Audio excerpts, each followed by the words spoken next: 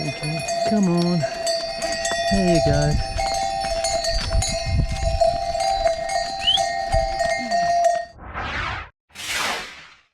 Right, in order to smoke this yak's cheese, I'm using my Polyscience smoking gun loaded with some fine oak chip. I'm connecting the pipe to my desktop smoker. I've had this yak's cheese in my fridge since October. I purchased it while on a trek to Everest Base Camp, and I had no idea it was going to turn out like this. It's had an opportunity to dry out and it's looking almost like Parmesan cheese. I'm going to pop it onto the trivet in my desktop smoker. I'm going to get the lid on and we're going to light this Polyscience smoking gun with my brulee torch. If you're enjoying this type of content, why not head across to my Patreon channel where you'll get a behind the scenes look at the channel. You'll get insight into some of the projects that are in development and in production. There are some free plans available. I post videos every Friday where I can answer some of your questions and also answer some general questions about curing, smoking and drying. Anyway, without further ado, I'll leave a link in the description. Let's get back to the video.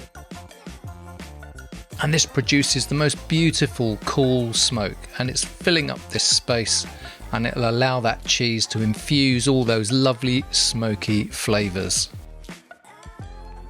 Always good to do this in a ventilated area, and I have my extractor fan on for this, thankfully.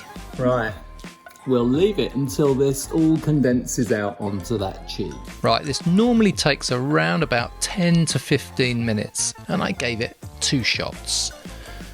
So here's the cheese and it's got a lovely smoky aroma on it. That smoke residue actually makes the plate a little bit sticky, so you know that it's doing something. You'll see no real discernible colour change on the cheese, but the aroma certainly has changed.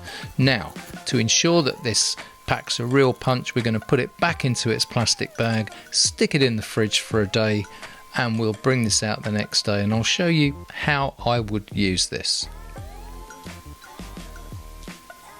And here we are the next day. Cheese is out the fridge. I've got my microplaner and I'm going to grate a few bits. Now this cheese tastes absolutely stunning. Obviously it's yak's cheese and that's quite a powerful flavour, but when it's been dried and grated like this, it is delicious, and I would urge you to use this technique. This would be absolutely fantastic on pasta or anything that you want to add a real yak cheese smoky flavour to. And don't worry if you don't have one of those lovely desktop smokers like I've got. I am going to show you in another video how you can use a different technique and get exactly the same results. Thanks for watching and I'll catch you on the next smoky video. See you folks.